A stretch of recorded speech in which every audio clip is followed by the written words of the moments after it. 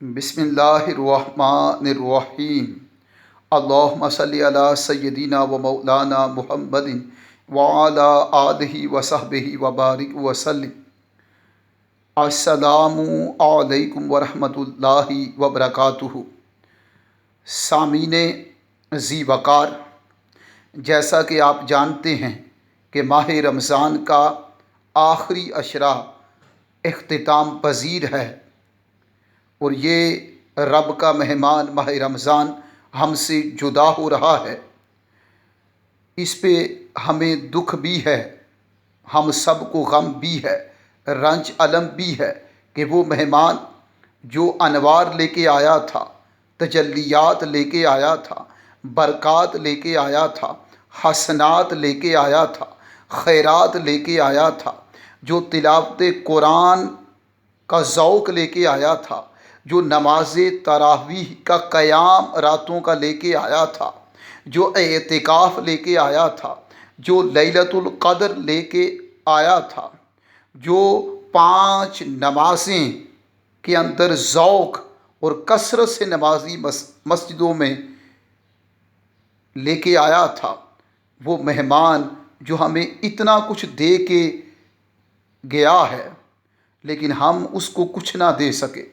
ہم جس طرح عبادت کا حق تھا رب کی اس طرح نہ کر سکے، جس طرح تلاوت کرنی تھی غور و فکر کے ساتھ، تدبر کے ساتھ، تعقل کے ساتھ، غور و خوض کے ساتھ اس طرح نہ کر سکے، جس طرح نماز ادا کرنی تھی ظاہری اور باطنی آداب کے ساتھ وہ نہ کر سکے،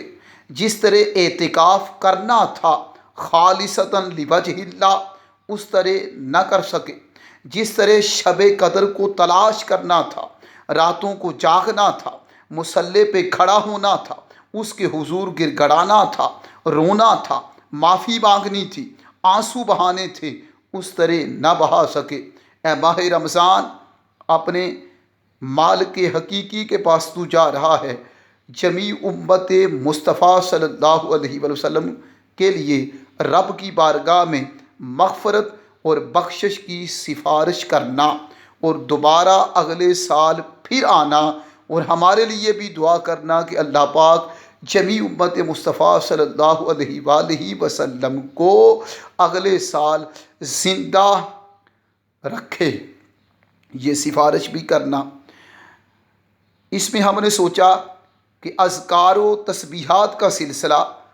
احادیث مبارکہ کی روشنی میں بیان کیا جا رہا ہے۔ اذکار اور تسبیحات کے بارے میں 2 ویڈیوز پہلے بھی اپلوڈ کی تھی،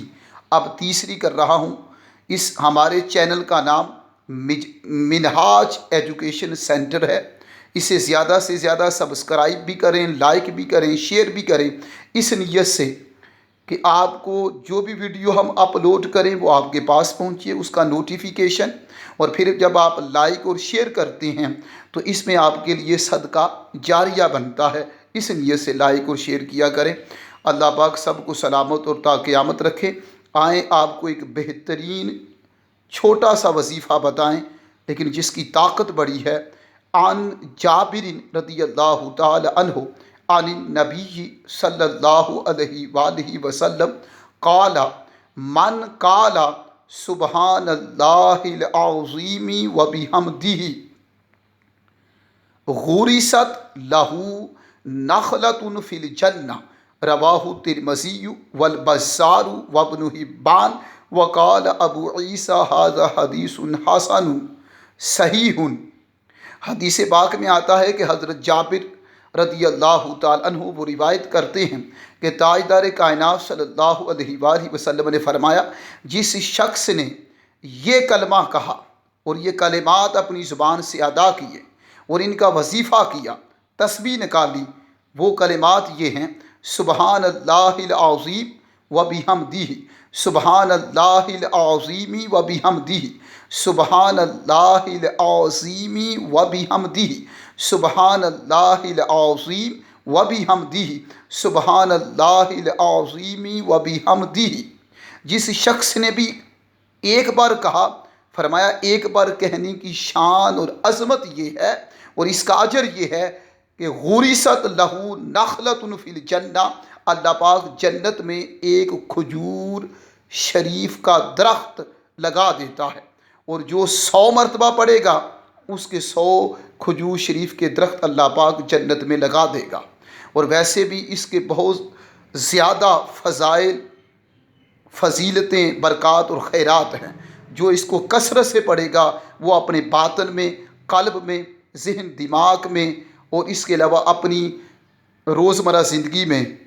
دیکھے گا کہ رزق میں بھی کشادگی ہوگی، لوگوں میں بھی عزت ہوگی، اور دین کے کام کرنا اور نیکی تقوی کے کام کرنا اس کے لیے آسان ہوں گے۔ وظیفہ دوبارہ رپیٹ کر لے میرے ساتھ، سبحان اللہ العظیم وبحمدہ، سبحان اللہ العظیم وبحمدہ، سبحان اللہ العظیم وبحمدہ، والسلام علیکم ورحمۃ اللہ وبرکاتہ، وما علینا الا البلاغ۔